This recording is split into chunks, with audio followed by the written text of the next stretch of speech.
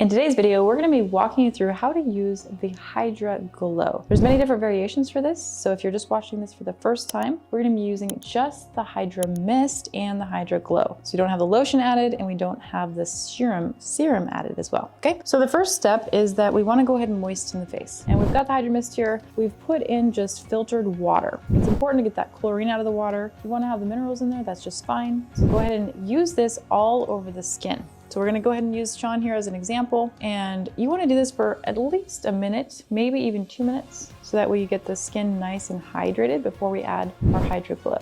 And you can use this anywhere in your body. You can use it if you have, sunburn, you can use it. You can use it on acne or eczema, psoriasis, just to pick me up in the afternoon too. It's great for just hydrating you during your day. Okay, so now that we've got the Hydra Mist there, we are going to go ahead and use our Hydra-Glow. And you'll notice here, you just want to use the cap. You can also use the cap it comes with if it's a little bit harder to measure for you, and you can use it here, okay?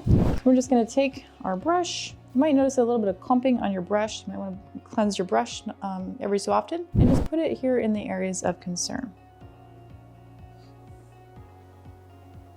And then what we're going to do at the end, once we get where we want treated, we're going to go ahead and use the Hydra Mist one more time to activate the hydrogen onto the skin. And if you prefer to have a little bit of lotion on your skin too to get extra hydration in there, that's perfectly fine. Just make sure you're using some type of a lotion that doesn't have a lot of plastic chemicals in it.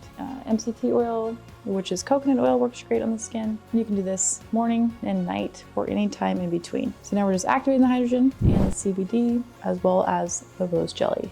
Okay, so now we are gonna let him dry and he will be ready to go in no time. Thank you so much for your time, and we'll see you glowing on the future.